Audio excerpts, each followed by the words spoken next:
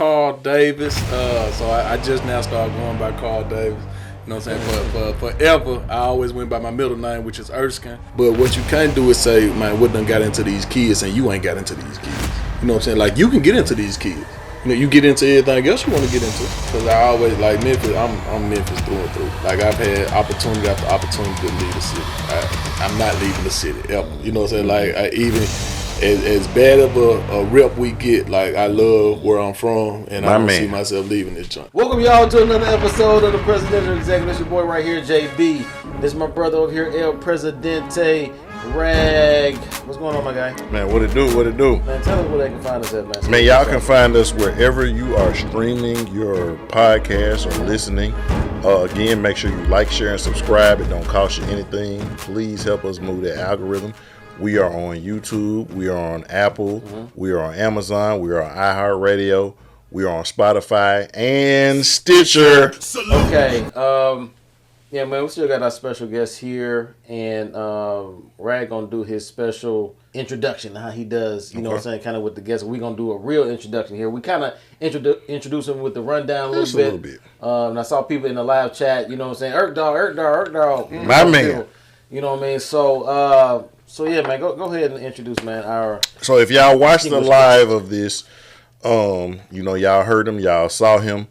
Definitely the light-skinned king, but just a king, period. You know what I'm saying? He is the marketing director of operations, managing director of operations. I apologize. Managing director of operations at Youth Villages. He's a community activist. He has worked a lot with churches. He is a mentor. He is a coach. Actor. Definitely an actor. Right. Even though he doesn't have any biological children, he's been a father figure and a father to a lot of kids who didn't have it. He's definitely giving back to his community, the same one that he's grown up in. Like I said, coach, life coach, you know, the most eligible bachelor in Memphis, one of the 40 under 40, friend of the show. Yeah.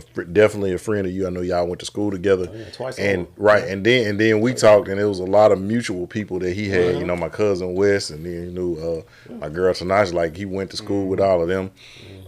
Man, the one, the only Memphis legend, the most known, Carl Erskine, aka Erk Davis, in the building. What's happening? Yeah. To be here.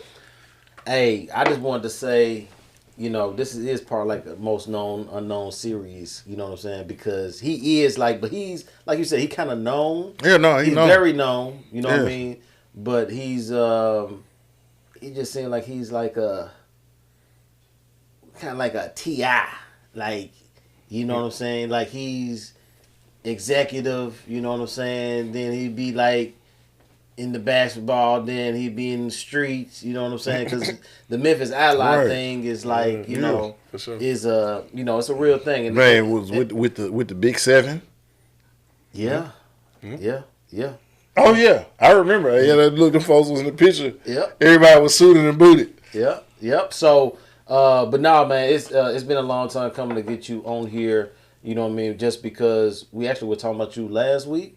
Was it last week we said something about him? We gave you a shout out because he got the coaching gig at Craigmont. Because of the work that you do, just in the city and stuff, period. You know what I'm saying? It's inspiring for me because then it make me look at me, what I'm doing, just because, you know, I know all the stuff that I have in myself, and I see that you're actually pouring it out and not just talking about it, you being about it. You know what I'm saying? So your inspiration, bro, like, not even just, you know, obviously for the kids, but, you know, for those, like, we your big bros, you know what I'm saying? And so it's you know, so I can definitely say I look at you and be like, you know, you're an inspiration to me because, you know, you keep me on my toes to be like, what am I doing for my community? I grew up in Raleigh, you know what I'm saying, around. So it's like, what can I do to pour back in to the community? So I definitely want to, you know, get in and talk to you just about you, period, but just your journey,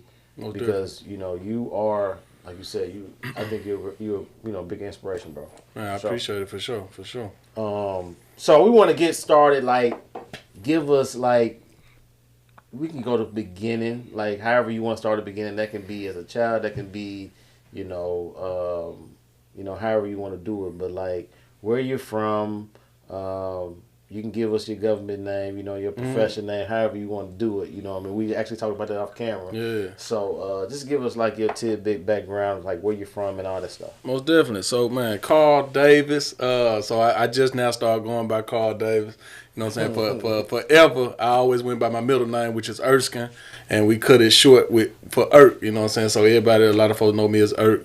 You know what I'm saying? I come from Raleigh, and from real Raleigh, like the Raleigh before this, it transitioned into what it Murder is 8. now. Yeah, way before the Murder 8. Like I'm not a fan of the Murder 8 nickname. You know, I want them to get rid of it because I don't glorify that at all. You know what I'm saying? But I'm definitely a Raleigh baby. Went to Keystone Elementary. After went to Spring Hill. I went to Spring Hill first. Spring Hill, I went to Spring Hill for first grade. Then went to Keystone. Then went to Craigmont 7 through 12. And so, man, a Raleigh baby through and through. I love the fact that I get to, be in my community every day, working and giving back to the place that raised me. And so, yeah. Yeah. Now, okay, so you grew up in Raleigh. I grew up in the same, and so just a point, like me and Erk are like double like alumni. Cause we both went to Craigmont, then we went to Tennessee State University. Oh, he got Yeah. I was at a lot of the homecomings. Okay, He they thought I went to TSU. He did. They did. Like, where you been at? Oh man, I've been out here growing. Like, oh, We used to they have, thought I was selling dope. I was like, no, I work. We used to have a whole little thing back there in the tailgate. We had a little table, picnic, whole thing like that. He used to rap. Oh, for real? All that stuff. Him and Ayo. Oh, yeah. Ayo used to come out, they used to little freestyle and do all that stuff like that. So you see us on there. So we, so me and Erk, we've been knowing for each other for a while. I know. Sure. I remember the first time I remember you up at State. You used to promote up there for Gotti and something, right? Yeah. He used to do, He used to do stuff up there, like with the jump up the street from TSU down there. Used to be a club up there. I forgot the name of it, but I know you played ball at Craigmont. So I want you to start to where like your love for basketball, like where did that come from? Like what was your first memory of playing basketball and really like falling in love with it? Right, Michael Jordan. You know what I'm saying? Like Michael Jordan was all I knew. You know what I'm saying? Growing up, and it's crazy because my siblings. I'm the youngest of 4. And so my siblings, they weren't into sports. They was a little wilder. Like, they older than me. So my brother's 10 years, 9 years, and my sister was 7 years older than me before she passed. And so, but they weren't into sports. They was into, other things. Yeah. And so, but I just grew up a Michael Jordan fan through and through. And so I started playing ball at an early age, like through the YMCA. I was on a couple of YMCA recreational teams, and then got to Craigmont, and I didn't make the school team in middle school.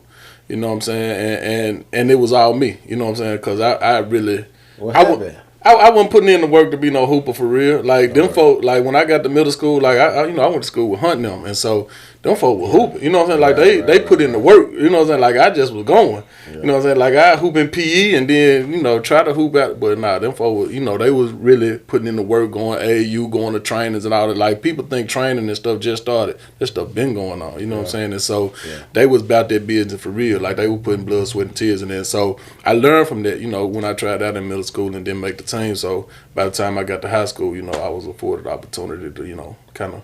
And like I said, when people try to be shitting on me about my stuff, like I said, y'all played, y'all knew my kinfolk. When I talk my basketball shit, 2 of the best hoopers from Memphis, both of them, Jeremy Hunt, Torian T. Head Moore, those are both my cousins, blood cousins, not the way black people say it. You know what I'm saying? So when y'all here, so y'all play, y'all, you knew you went to school with, you hoop with. So I just, again, shameless self-promotion. Yeah. But I want to throw that out there. I want to go, because you went to the basketball standpoint. Like, tell us what it was like because we had Jason Smith on here and it was similar. I don't know if you remember, his dad was Les Smith on the news. Was it Channel 5? Yeah, no, Les Smith was on all those. Yeah, he was on 13, 24, 30. But Jason Smith, when he said, I'm like, oh, that's your dad. Like, so what was it like? What was Raleigh like growing up? So your dad is black, your mom is white. Like, what was it like? Because Raleigh was looked at the time, like Raleigh was like, oh, you had a girlfriend from Raleigh, like, oh, yeah, you got you a good one. Yeah, you know what I'm saying? Like, at the time, like, Raleigh was like Raleigh. Right. This was before the projects got tore down. Yeah. And, like, the niggas started moving in everywhere. Yes. Like, what was Raleigh like for you growing up? And what was it like? Describe what that was like, because you had kind of two cultures growing up. Right, most definitely. And so, for me, man, I love where I was from. You know what I'm saying? Like, I love being, because it was like in the middle. It was in the middle. Like, it wasn't super hood, but it wasn't Germantown either. Right. You know what I'm saying? And so you got it was authentic. You got the best of both worlds. And so that's kind of how I grew up anyway. Because my black side is real niggas. You know what I'm saying? Right. Like, they the black side for real. And then my white side is really white. Like, it ain't white folks who trying to be black.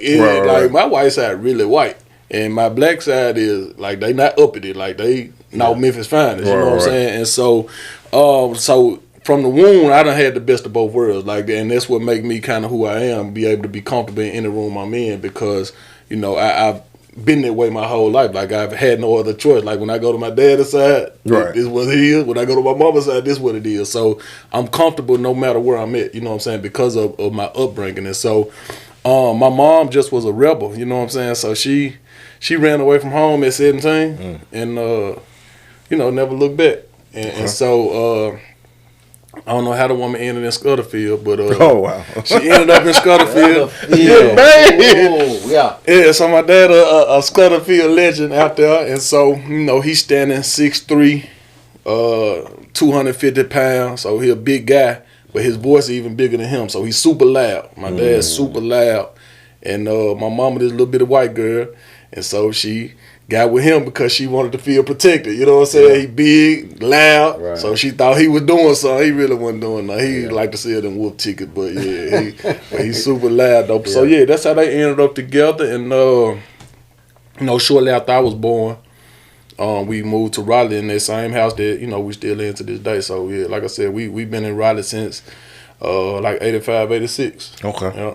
See, when you say that, like Raleigh, you know, I grew up in Raleigh over there off Twin Month. You know what I'm saying? Raleigh Street from Raleigh, Egypt. You know what I mean? So Raleigh was beautiful, bro. You know what I'm saying? I tell some of the younger cats now, you know, like, that can't even visualize kind of how I even explain what Raleigh was, you know, growing up like. You know what I mean? Because we didn't have to go out of our vicinity of the area to do anything. Going to the mall, recreational stuff. Now, back in the day, I'm not sure, you remember Venture River? Come on now. You know what I'm saying? Like, so Venture River, Celebration Station, we used to go to the showbiz over there. Discovery Zone, you know what I'm saying? So, Raleigh was what you would call back in those days, as we growing up, it was like middle class-ish. Oh, for you know what I'm saying? Yeah, for sure. So it was like you said, I think it was the best of both worlds because, you know what I'm saying, we got in fights, we had the other stuff,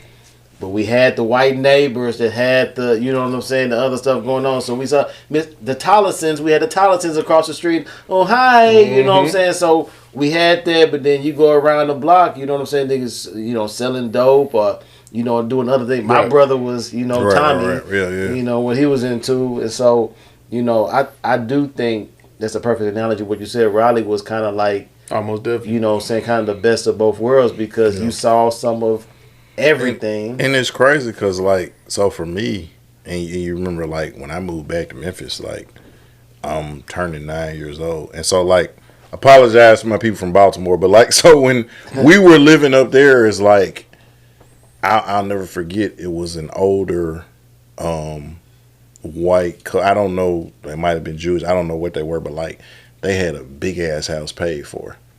And that was like, the Lord told him to bless my parents with the house. So now keep in mind, like my dad was working at Bob's Big Boy, which down here is Shawnee, right?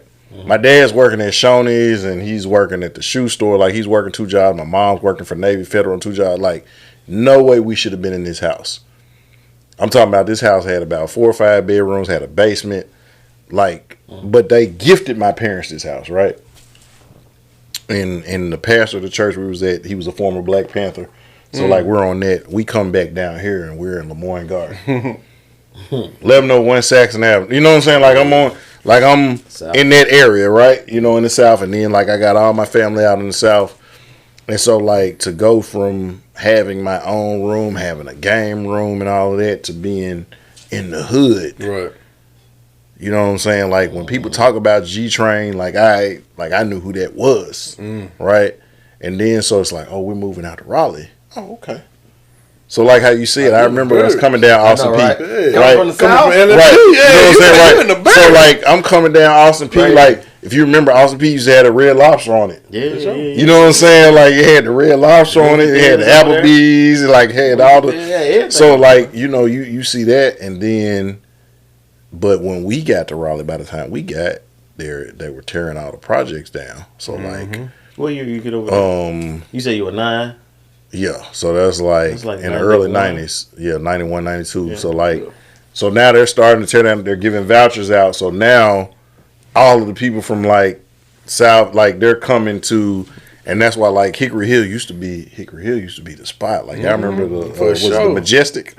Yeah, you know what I'm saying? Like the Majestic, man. You had your little dates. You go to the Majestic. Like now, it's Hickory Hood. Like so, I remember coming to Raleigh, and it was like. Raleigh Skate Land. You had 2 movie theaters in Raleigh. You had at the mall, and you had was it Raleigh 6? Yeah, the joint right there. Where the Graysons is. It's Graysons now. It was Graysons. But over there in the shopping center where like the Chuck E. Cheese and Discovery Zone was there. Right. Yeah. So it's like you had all of that going on in Raleigh, but then when we moved to Raleigh, it began to turn.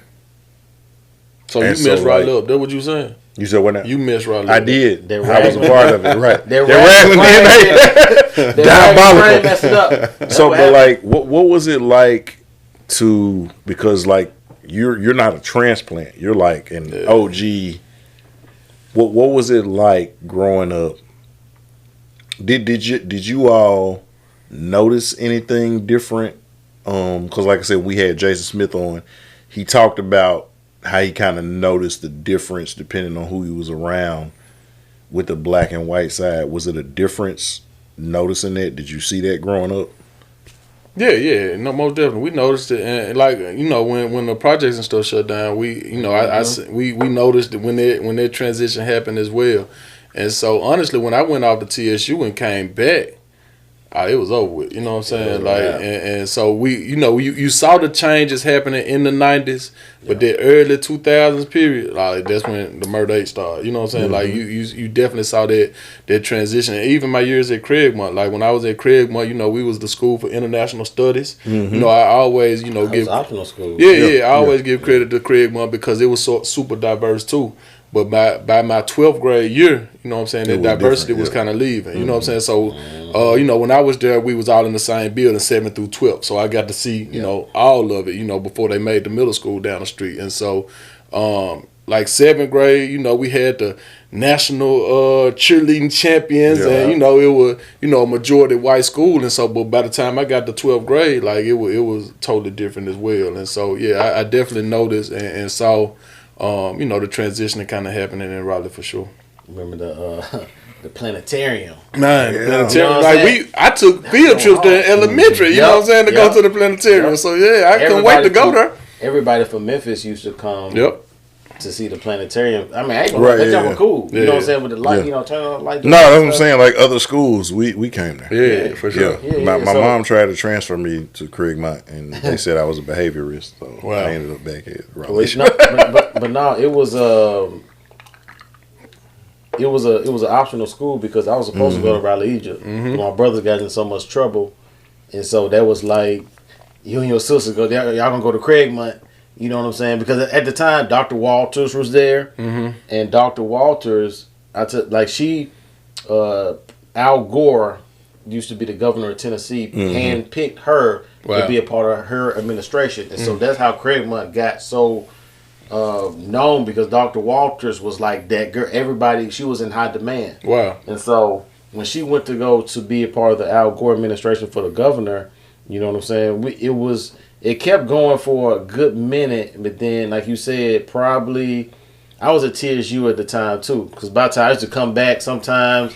At the time, I graduated 2000, so I came back a couple times in 02 when Hunt was like a senior and y'all was doing y'all thing. So I came back and started saying like okay, just a little bit more niggerish. Yeah, for you sure. know what I'm saying? Sure. And so, and then as you kept going, because you graduated what, 03? Yep. 03, yep. And so probably like 04, 05, 06, and then it just started to turn another way, because my folks moved from out there in Raleigh in 03. They moved in 03, and that's when, because our house got broken into my senior year in high school a couple times. You know what I'm saying? So we ain't never experienced that where we was at. You know what I'm saying? And so when that happened, and then me and my sister went out to college and stuff like that, it was like, things, kind of took a turn. For sure. You know what I'm saying? So it just went like this. So. Yeah.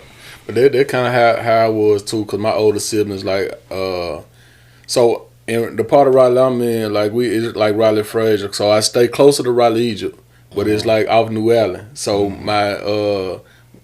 a lot of folks either went to Raleigh, Egypt, or they was bused to Tresvant. So my siblings went to Tresvant, and all of them dropped out. And so they were like, nah, you got to go somewhere else. And Raleigh, Egypt, just like Tresvant, so you going to go over there to Craigmont. And so that's how I ended up in Craigmont. Yep. Now, but it's, I think it was dope. Now I want to get back into your your bag, because you didn't make, who was the middle school coach that time when you didn't probably make the team? Nah, Coach McCoy. Coach McCoy. Yeah. Okay, Coach McCoy. So you didn't make your 7th and 8th grade team, or both? I ain't tried in 7th grade. No, I tried that in 8th grade. Okay, 8th grade. So you moving into high school now, and so your 9th grade year would have been 2000, right? Yeah, your senior. That was my senior year. So that was Stokes. Yeah, for sure. That was Stokes. Stokes, the only coach I knew. Right. So, moving into, so I know that team. You know what I'm saying? That team we talked about Lil Steve, Big Steve, Kalen, Cage, Mav, Bird. Big Bird was on that team, on and off. But Hunt started for that team. Hunt started. Hunt was as a sophomore. He started as a sophomore. He sure was. Yep, because it was. Yep, I sure remember that, because it was Skinny Penny. Yeah, that was the starting lineup. Lil Steve, Hunt, Big Steve, Doc, and Kalen. Yeah. Yep. So you started with that team. Now, start off. What was your experience? Yeah, boy, some terror. Keenan. Keenan. Keenan was on the squad too. What was your experience? First of all, getting on the team and all that stuff. I wanted to see your experience with the players and Stokes. Like your first impression of Stokes. Oh, Stokes was off the chain, bro. Stokes was off the chain for sure. That was my rest in peace to my man Stokes for sure. But man, Stokes actually came and got me out of middle school. And so I actually had the opportunity to start doing summer conditioning with the team, like before I even got to 9th grade. You know what I'm saying? So going into 9th grade, I was already conditioning with the team during that summer. And so them boys were good. You know what I'm saying? Like, they underachieved. Like, that team, that team's supposed to have been so much better than it was. But, like, them folks was really talented. You know what I'm saying? And so,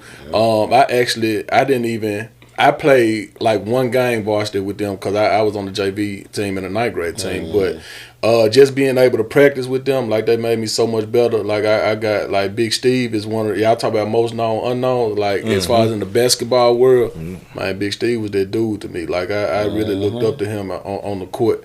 You know what I'm saying? He was like a gentle giant out there. But, Big Steve was that guy. So, but Stokes, on the other hand, Man, Stokes was off the chain. Like, man, Stokes was off the chain for sure. You got to see both sides of them. Oh yeah, for sure. So he took us to our rival later on in his coaching career, and I was over there helping him out at Raleigh at one point. Shout out to Pharaohs. Yeah, salute to Raleigh. Like I ain't like we got that neighborhood rivalry, but I fool with Raleigh. But but Stokes was something else. Like he just had a heart, man. He had a good heart for people, you know what I'm saying? But he was kind of young during those days, and so he let some of that youngness show at times, for sure. Yeah, it's I ain't even gonna say it, you know what I'm saying? But it's we knew Stokes back in the day because his dad used to be one of our. I think he was my biology or something. Was he like a doctor or something like that? Was it Dr. Stokes? I'm not sure if he was a doctor, but he was our biology teacher, though. You know what I'm saying? And so I remember when they brought him on, he was a young cat. He was a younger teacher. He was probably my 8th or 9th grade year. I remember when he first came to the school, you know what I'm saying? He was just, we knew that was Mr. Stokes' son. Right. You know what I mean? So he was like I said, he was young, man. He had the charisma. Everybody liked him. You know what I mean? So it was good and it was interesting. Now when I saw him, I'm glad you said it because that whole team, that 2010, your freshman year team, every game we had, whether we played Hamilton, Fairleigh, they was loaded too. You know what I'm saying? They had Richmond in them, and then Fairleigh had Rambo. What's that dude's name? He was a 6'4". He was good though. But we had the potential to be in every game and win every game. But like you said, we came up short. And that Raleigh Egypt team we played, Scooter them folks was stacked, bro. But we was in the. Donald I remember that job. I remember, you know what I'm saying. And so, and I know that team like severely underachieved. For sure. Severely underachieved. Definitely should have did better, the districts. But we were hyped like every game, coming in there for, with the prep rallies and doing stuff like that. And so, for you going into what you are now, you made that announcement, I think, on social media probably about a week or two ago. You know what I'm saying? And so now I was trying to lead up because, you're born and bred from that whole, the DNA, you know what I'm saying, from the Chiefs. Coming from middle school, going into, high school. And so now when that 2000 year is over with, so you moving into 2001, did everything change for you as far as like playing time and everything else like that?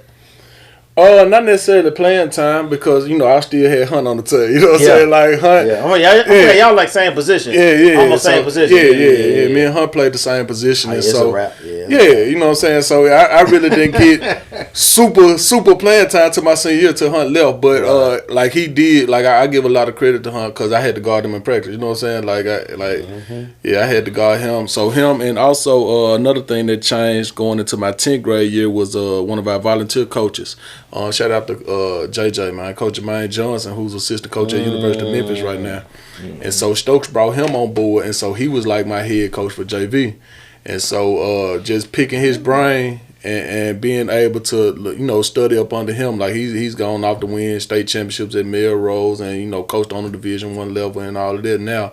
But like we was his first school he coached at. A lot of folks don't know that. So he was at. I didn't know that. Yeah, so he was at Craigmont. Like he coached with Stokes and he was our JV coach. And so I learned so much about basketball just through Jermaine. When was that though? I didn't know Jermaine was at Craigmont. Yeah, he came in 2001. 2001. Yeah, that's when he came. When I left. Okay. Okay. That make I didn't know that. Yep. I didn't know that. So Jermaine Johnson was there. Oh wow. 01, 02, and 03 for sure.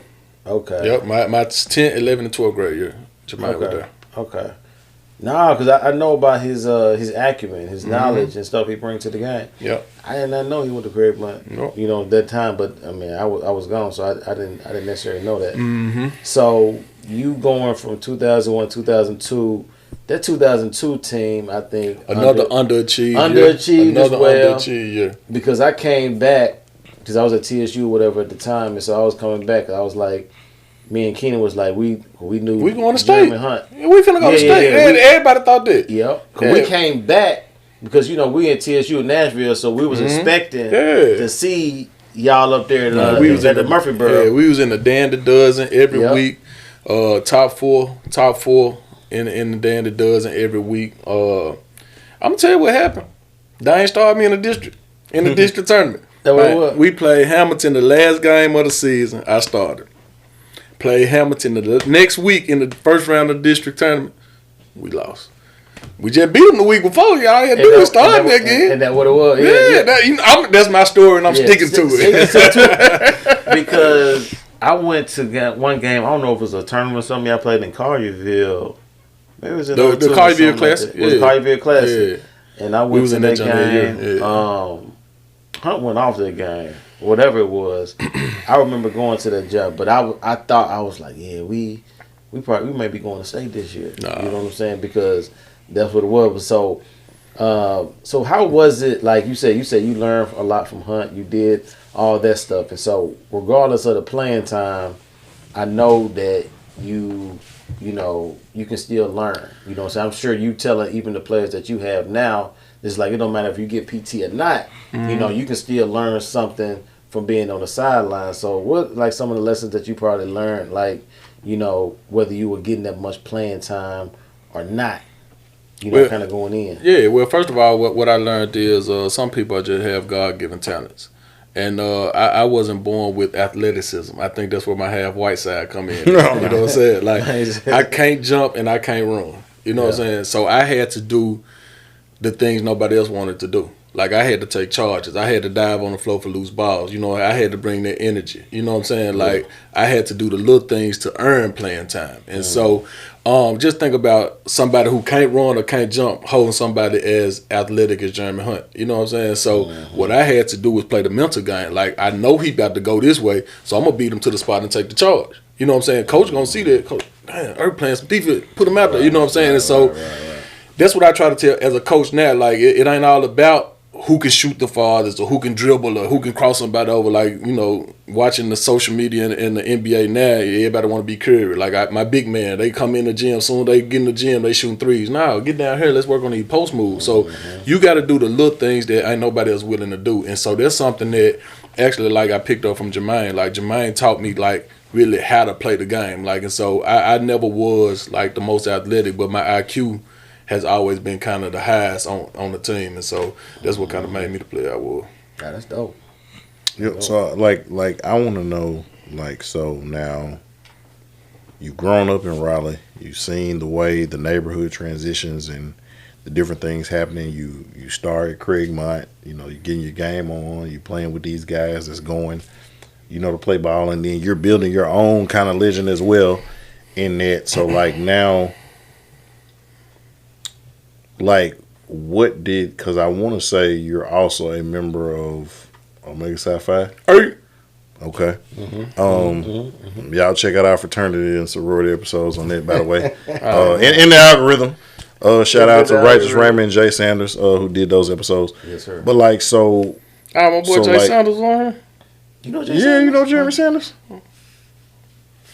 Which one? I don't know if he. Oh, he might be talking about somebody. I might be talking about something else. Yeah, like I'm like, hold up, you know Jay Sanders? Good, no. Yeah, he might know. He might know now. Yeah. So like, what influenced you to go to TSU? Like, how did you end up going to TSU? Honestly, so like I said, my basketball career, I didn't really get the play time I needed until my 12th grade year, right? And so I got 2 offers coming out of 12th grade, which was cool, you know what I'm saying? Because, like I said, I didn't really play till 12th grade, but I got 2 offers. One was at Maryville, and then the other one was at a community college up in Illinois. And so I thought about my career, and I was like, I don't see myself going to the NBA. And I don't know if I want to put in the dedication and the time to be waking up and doing workouts at 5 a.m. and then go to school and then practice at 3 and then go to tutoring and then come back at 7 o'clock. I didn't want to put that time in. So, honestly, I just followed a group of friends that was going to TSU. I filled out applications to a few schools. I know I wanted to get away. And you know, a lot of my friends from Craigmont was going to going to TSU, and I wanted to go to a HBCU. You know, just because of honestly a different world. You know what I'm saying? Yeah. Like just seeing different world and stuff like school days. Right. Like I wanted that kind of experience since I wasn't going to hoop, so I wanted, you know, the college experience that I saw on TV, and so they said they was going to TSU, and shoot, there I is. And the rest is history. Yeah, no, because how I ended up at TSU was something like the same because I played tennis in high school and even in college, and so I had a lot of scholarships. One of them was, I think Maryville. Now I think about it, really? I think that was like Division 3, Division 2 or 3, yeah, something like that. So I have, you know, a lot of those, you know, kind of offers, and you know, like MTSU and then TSU, but it was a lot of the people from Craigmont was going to TSU. You know, Keenan and Kiyoshi and a couple other people. Pat, you know what I'm saying? So Sam, you know what I mean? Sam went, you know what I mean? So it was like, it was probably like something similar for what you were saying. You know what I'm saying? It was just like you wanted to go, you know, somewhere where you were comfortable. Plus you heard about all the parties. Yeah, for sure. The ratio, 28 to 1. Come on, man. That ratio never hurt. Yeah, Wilson. Because that's why I was up at TSU. Yeah, And you well, we invited you up. Yeah, no, that's what I'm saying. And you know, I was at BYU. I was at Backyard University. Oh, yeah. Yeah. All day. Had my PhD at BYU. So going, you know, even like with TSU, it felt a lot like a different world. Yeah. You know what I'm saying? In a lot of ways. You know what I'm saying? And you know, going there, like you said, I always saw you as, you know, you were like outgoing. You know what I'm saying? You were outgoing. Like I said, I remember you, you know, being part of, I don't know whether it was a street team or something like that. You know, with you know, Gotti's and stuff like that. But it was you know, I remember seeing you doing that. Did you play intramurals? Yeah, Did you play intramurals with I played, TSU too? Yeah, I played a little intramural, and I really wasn't on the street team, but so one of my homeboys, you know, he rocked with Gotti tight, and so every time they used to come to the city, you know, they used to come pull up on me, and, you know, I used to flash like I'm super block burner I&E, and it was cool because he was right there, and folks used to see me with him, and they were like, oh, he must be I&E for real. Yeah, I am. Right. You know, and so they used to just give me stuff to pass out and stuff like that. Yes, and I remember that. So going back, so now, given, okay, you at TSU, you doing that, so when you're leaving college, what did you actually study at TSU? Well, but I was a mass communication major, radio and television. Yeah. And so what's crazy is, like, I was an undecided major. You know, for my freshman year. And so, you know, when the spring hit, you know, that's when they get active on campus. You know what I'm saying? So they get active on campus. And so, you know, I'm in the courtyard on Wednesday. They, you know, everybody out there. Come on now, we lit. And I seen a dude I knew from, you know, Watson Hall. He on the microphone. You know, I'm trying to grab the mic. You know what I'm saying? Like, you know, like you said, I think I'm I&E. I already think I'm with God in them, so I'm trying to grab the mic. Let me get that. Yeah. He said, "How long, bro? I'm in class." I said, "How long? This your class right here?" He said, "Yeah, I work for the radio station at TSU." The next day, I signed up to be a mass communication major. I said, "Oh, hold on, you getting a grade for this right here, for being out here on the mic talking and playing music." Next day, I signed up to be a mass communication major. Were you ever on the radio station over there at TSU? Yeah. Okay. I won. So I was part of the radio station. You know, we won the Black College Radio Station of the Year. WTST did when I was there, and you know, I did the morning show. So I did the, you know, I was the only show that was on Monday through Friday. I did the morning show every morning. Crazy. Yeah. Now that I think, okay. Yeah, I did the morning show every morning. It was called Erk's Dogg House. Wow. Yeah. That's crazy. Now that I remember it, because man, like I didn't know. Now that I'm listening, that's crazy. I thought I was gonna be like Tom Joyner or Steve Harvey or something like that. Yeah. So now, how do you? So now you go from having the hoop dreams to now you get into college, and it's like, okay, changing my major. I'm doing this mass comm thing. I'm on the radio. I got a following. You know what I'm saying? On Mega Sci-Fi, you got that going for you. So that's making some connections. Yeah. So now, how do you get into? Because right now, your position at Youth Villages. Right. How do you go from that guy, the like the nigga that everybody know, like he down to turn up and party, like how do you go from that to being this mentor, this I wasn't gonna say, but I'm gonna say this icon in terms of that's a big title. Yeah, oh yeah, no, Epic recognized Epic.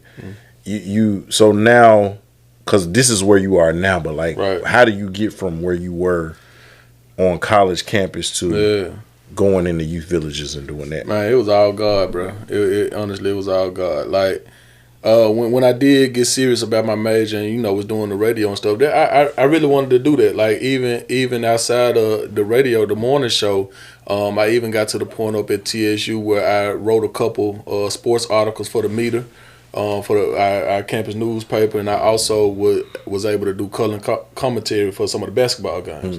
You know what I'm saying, through our radio station up there, and so. Like, that's when I fell in love with, like, Stuart Scott, you know what I'm saying? Like, on ESPN, I was like, this what I want to do. Like, Mookie, I want to do all that, you know what I'm saying? Like, I want to be on Sports Center. And so, got back to Memphis, because I always, like, Memphis, I'm Memphis through and through. Like, I've had opportunity after opportunity to leave the city. I'm not leaving the city, ever. You know what I'm saying? Like, even... As bad of a rep we get, like, I love where I'm from, and I don't see myself leaving this joint. You know what I'm saying? And so, got back to Memphis and, started putting in applications in my field, whether it was with Fox 13 or Hot 107, like either radio or television. And I didn't feel like what they were trying to give me made sense to me at the time, you know what I'm saying? As far as I feel like, first of all, I'm the first person from my house to graduate high school and go to college, and so I feel like I've accomplished something. So for me to put in this application and you say you finna pay me this, nah, that ain't for me. You know what I'm saying? And so, man, the crazy part is I'm turning that down what they offering, but I'm working at Logan's Roadhouse for $2.13. You know what I'm saying? That's what's crazy. Yeah. And so, but nah, I just felt like with me being going to school and stuff, I felt like I deserve more. And so, man, I was still serving tables and just waiting on the right phone call. And lo and behold, one of my classmates from TSU came in and was like, "Hey, what you doing working here?" We graduated together. And she said, "Man, don't you know you can come work with these kids with me?" She was working at Youth Villages. And I was like, "Man, I don't know about working with the kids." She said, "Are you good with kids?" Because she pledged Delta while I was up there. And I pledged the Q's, and so she was like, all this stuff you was doing with the kids, and yada yada yada. I'm like, I don't know if I want to deal with no kids though. Right. Lo and behold, went in for the interview. 17 years later, wow. Here I am. And so, I didn't like when I got there. Like, even though at first I was skeptical, when I got there, I knew I wasn't going nowhere. You know what I'm saying? Like, cause. Just giving them kids, like, because I worked residential before the position I'm in now. I worked residential for like, I'm going on year 17, for like 13 years. And so just giving them kids a positive male role model, something I knew they was lacking that whole time, and just them embracing me and me embracing them, I knew I wasn't going nowhere. And then, of course, they started promoting me. So getting a little more money, that didn't hurt. That didn't hurt either. Right. So, that's cool, because it sounds like, for what it sounds like you're saying, it sounds like it's more like a calling. It sounds like even a calling, but as soon as you got there, did you feel that? Did you feel that like, oh snap, I think I like this? Yeah. No, most definitely. Like, it was like I didn't know anything about Youth Village. You know what I'm saying? Like, even though Youth Village is started in Memphis, I knew nothing about that. And so I'm out there on the camp. I didn't even know that place existed. And so even in the interview, like, they let you observe one of the cottages or whatnot. So I'm sitting in there, and like the kids just coming up to me, and like I'm feeling like it's some kids that, you know what I'm saying, like from the neighborhood or something.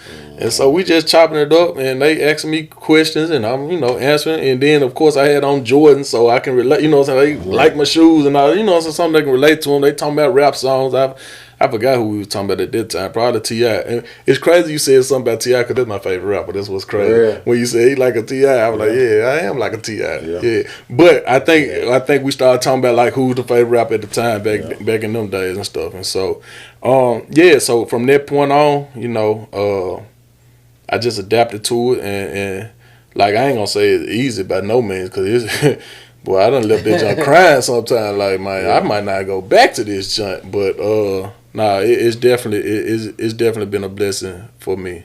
You know what I'm saying, to work there. I mean, speak on that, because we were talking about this actually before we even did the live stream. Like, a lot of people think that like when you're working with children and it's like, oh, you're in it for the money, and it's like, y'all don't understand. Like it ain't no money, and you know this from like coaching your son. Say like you don't get nothing extra for that. No.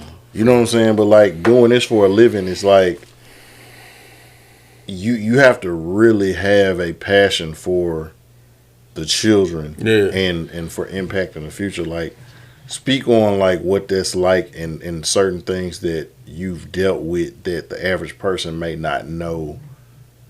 That this is something that you have to deal with on an everyday basis. Most definitely. Like it is crazy because man, I wouldn't even think about no money when I accepted that job. Like I literally like fell in love with what I was doing. You know what I'm saying? It was more so about the outcome instead of the income. You know what I'm saying? Like I saw a kid coming in that junk like he ain't want to talk to nobody. He cutting up. He crashing out at the drop of a dime. And then I see this same kid 8 months later. Man, it's a whole nother kid now. You know what I'm saying? And just to see his trajectory of his life change. Because I no telling if that kid wouldn't have came, I ain't no telling what his life would have ended up at. But I believe since he came there, we was able to, you know, get him some treatment, whether it's through, you know, his direct care staff, whether it was through the clinicians he was talking to. Like something shifted his mindset, and you know, I see like working at youth villages. Of course, we're not allowed to, you know, go back and forth with some of the kids like on social media and stuff. But I've gotten an ample amount of friend requests from kids who, you know, I met 15 years ago. They almost 30 now. You know what I'm saying? So they grown. And so it's one of my kids on Facebook, he messing me at now and then. They might have fireman down in Mississippi. He got 2 kids, you know what I'm saying? I'm talking about he used to cut up sideways. And he was like, man, Mr. Davis, I remember everything you taught me. Your jump shot still broke. Like, you know what I'm saying? Like he talking crazy, but like it's those, it's those kind of wins that, you know what I'm saying, make me think, this is what I need to be doing. Wow, see, when you talk about stuff like that, because now we get into what I was talking about in the beginning, talking about like you know, that's the inspiration and doing things like that. Because with me, you know what I mean. Like I went to school at first for I think BIS, then marketing, because at the end of the day, a general thing, if you don't know anything else that you want to be a major in, it's like business, business administration, business management, and doing stuff like that. And so now the American dream is to, you know, get out of college, get a nice job, you know, white picket fence, get a family, you know, and do what you do. Have a little dog. You know what I'm saying? Doing all that stuff, right? And so, you know, because the coaching part about it is, you know, some of the stuff, because I told I got offered the job up at TSU over the time to be the tennis coach up there, but at the time, I had a great job here, you know, making, you know what I'm saying, some good money, and what they were offering at the time, because like you said, coaching, when you're doing kids, it's not about the money. Right. You know what I'm saying? Not sexy at all. Not sexy, right? And so I ain't gonna lie, like I was thinking that, you know what I'm saying, that at that time. And so I always go back to the thing kind of like what if, because now I know I have a calling to be like an influence or a mentor to certain, you know, people or even the kids. But like I said, at the time you thinking like, bro, you making almost 6 figures with this. And so if I go here, I'm probably making twice as less, you know what I'm saying, doing this. And so, like I said, and that's just another thing, like the inspiration that you bring, because that's different. You know what I'm saying? But now, just like you saying, like as you kept going up. So now you're getting, I would say, payback for the times that you were kind of just in the trenches, you know what I'm saying, doing it not for the money, but now you are, you know what I'm saying, you're not making a shabby salary, you know what I'm saying, so, you know what I'm saying, so I just want to, you know, commend you on that, and so that's one of the reasons why I'm kind of back into, you know, coaching tennis. I'm a tennis coach over there at FACS, the Christian school. Yeah, for sure. You know what I'm saying, and so because, you know, just to pour, you know, back into, you know, the sport and just like even some kids. Yeah. But you know what I'm saying, like even with you, because you being a director now, you seeing like everything from like the beginning process on down. You know what I mean? So I'm thinking that, you know, you going, you know, to the route you're doing, and so you could have left Memphis. Yeah, for sure. You know what I'm saying? And so given everything that you're doing, like why stay here when you can probably flip what you're doing now into a business, you know what I'm saying, or even like a position in Atlanta, California, or whatever. So why stay here? Man, Memphis, what I know. You know what I'm saying? Like I love traveling. You know what I'm saying? Like I can go all those places, but Memphis is my home. Like for real.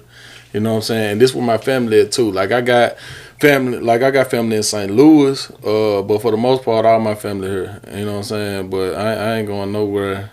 I feel like not cocky, but I feel like Memphis need me. You know what I'm saying? Like I feel like what I do makes a difference, and I want to be a part of. Like I don't think like Memphis in bad shape. Like I don't think anybody. Yeah. I don't think anybody is naive to the fact that we're not in a good place. You know what I'm saying? And I move out Elon. Yeah, and I want to be. Yeah. I want to be in a position where I can help change the trajectory of where Memphis is going. Mm-hmm.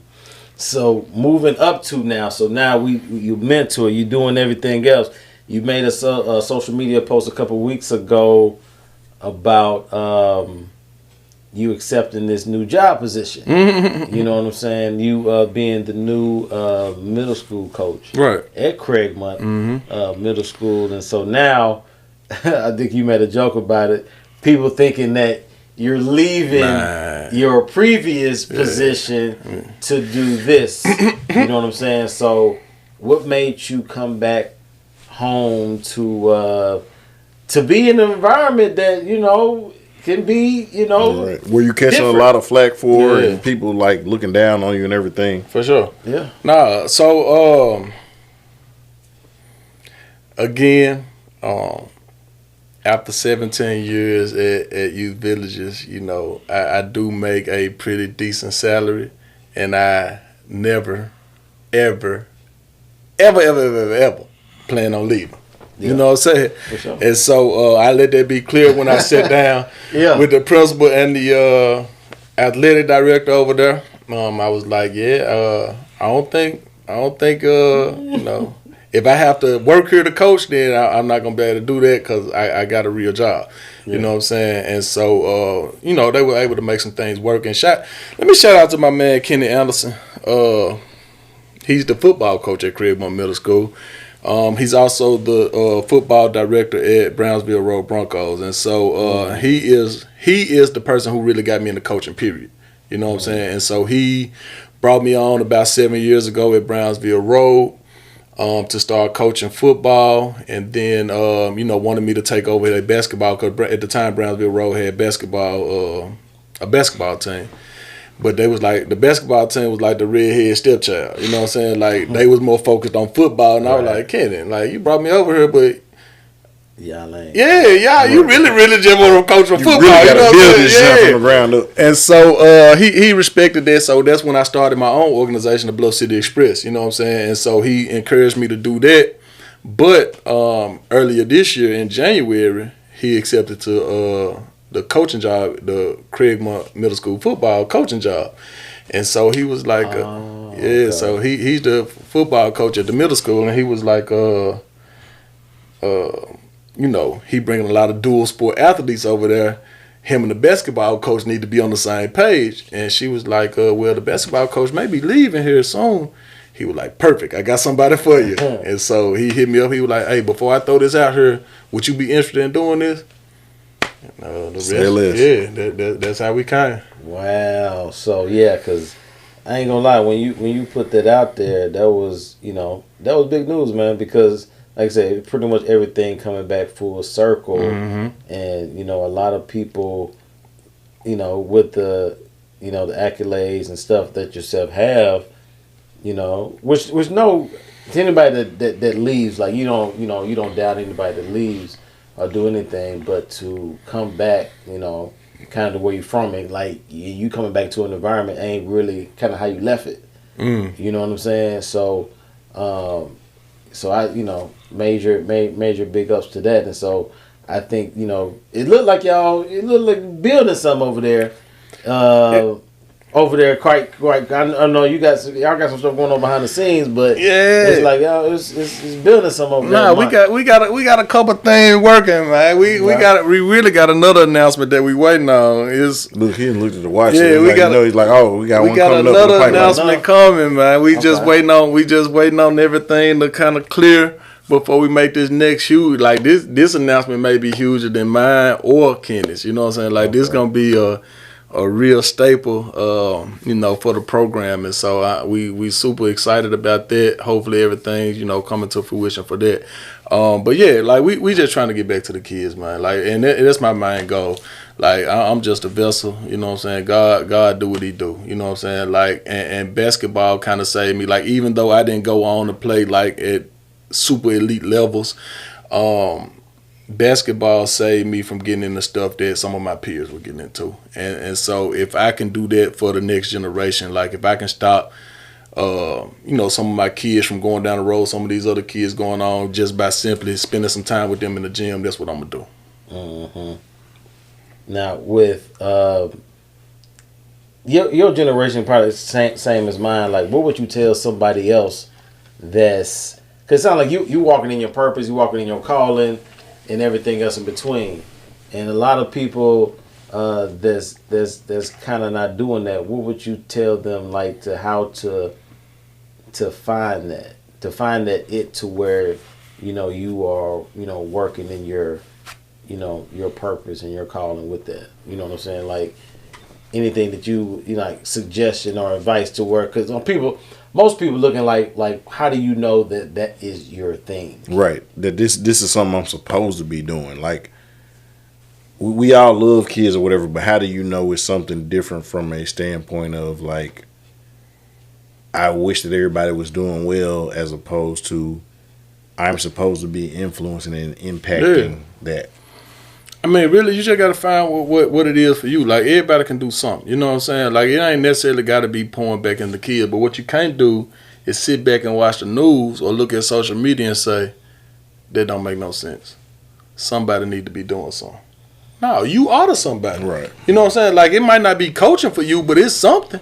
You know what I'm saying? You can talk to a kid. You can do something to, you know what I'm saying? Like, you ain't got to put your all in all. Like, I ain't saying everybody need to go work for a nonprofit, or everybody need to sign up to be a mentor, everybody need to coach this or coach that. But what you can't do is say, man, what done got into these kids and you ain't got into these kids. You know what I'm saying? Like, you can get into these kids. You get into everything else you want to get into. Yeah. So I think everybody got a voice. You just got to find that it. For me, like I said, like I can relate to them through music. Like I don't listen to a lot of the crap they listen to, but like I don't mind sitting there. Like that's one of my things in residential. Like when I worked in residential, like it was a kid that was off task every day, young Caucasian fella from Mississippi, and couldn't nobody control him. And he said he didn't want to talk to nobody, and if they ain't want to listen to Toby Keith with him. And so I went and downloaded the Honky Tonk University album. And the next day I came to work, I was singing that Toby Keith. And me and him bonded like this. He wasn't no more trouble on my shift. And so it's not about, you know what I'm saying, it's about meeting people where they at, you know what I'm saying, and doing what you can. It ain't about doing what somebody else doing, because that's what they call for do. But you can do something instead of saying somebody need to do something. You are the somebody. That's a word. Yeah. I had something else to ask pertaining to that, because since you working like kind of even with the kids and stuff now. So because middle school is what starts 6th grade now, right? Mm-hmm. 6, 7, 8. Yep. 6, 7, 8th grade. So you starting this year. Yep. Right? Starting this year.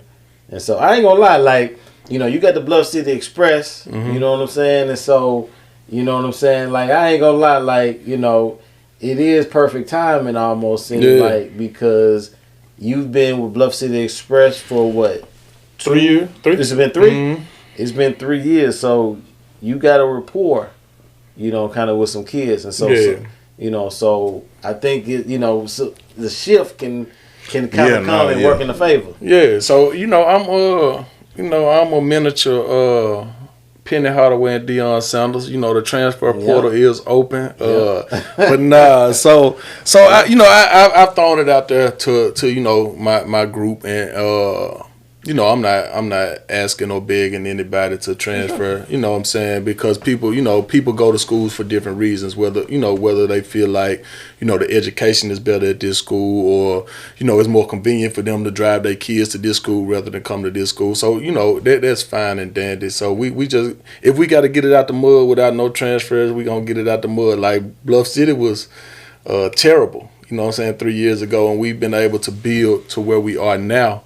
You know, with winning, but most important, like we growing, and so that's what shows the true definition of an organization. Like, winning is cool, but if your players are coming back that next year, and if they are inviting more players and more parents trust you with their kids, then that's showing the integrity of the organization. You know what I'm saying? And so that's what I care more about. Just growing as an organization and making sure that, you know, kids feel comfortable and parents feel comfortable that these coaches got the right intentions. You know what I'm saying? And so, with that said, the transfer portal is open. You know, if you have a 6, 7, or 8 grader who, you know what I'm saying, wants to come to Craigmont, y'all make sure y'all bring them on over, because they in good hands over there on Covenant Pike. No, because I've seen some of the posts that y'all make talking about some of the things that is bad going on in youth sports, AAU. Oh, man. You know, from just, you know, people getting babied and everything else. And so now it's, you know, it's good. It's different to talk about it, but then you gotta work it out to where now you can be part of the solution.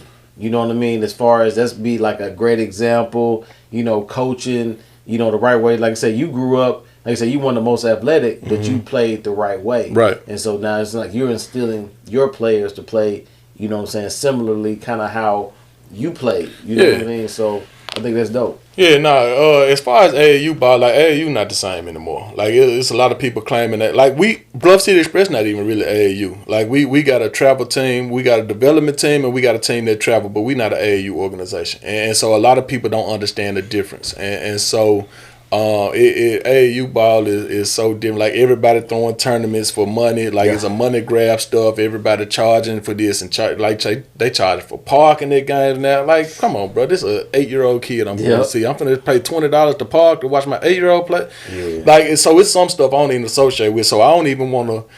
Bluff City, we probably never make it to an AAU level, because I pick and choose. Like, I'm very picky and choosy with who I even deal with when it comes to tournaments or putting my kids and parents through, because I ain't even for the politics and everything that come behind it. Yeah. No, that's dope. That's dope. But no, man, I definitely, for me, I wanted to say, you know, I appreciate you coming through.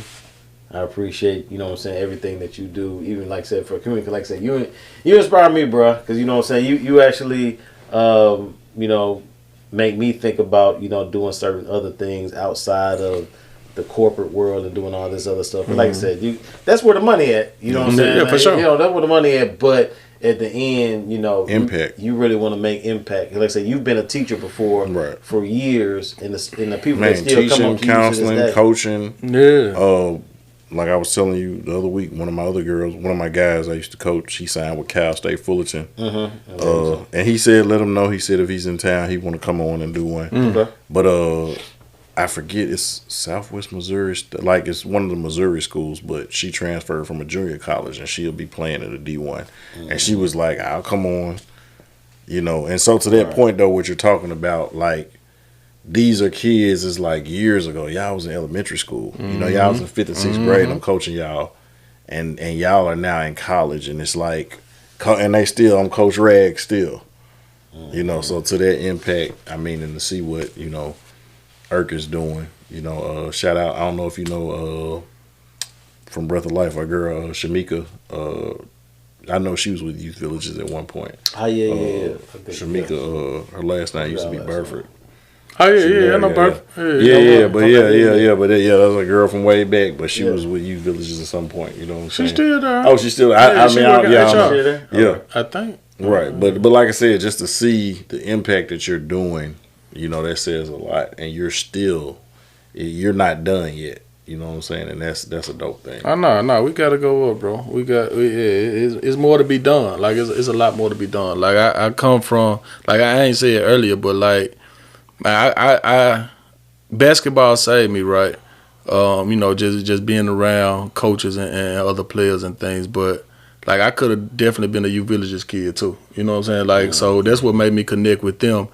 Not saying that I was doing anything, but I come from a broken home. Like I come from a household where both of my parents were drug addicts and alcoholics and domestic violence and all of that. And so I've seen, you know, the growth through them, you know what I'm saying?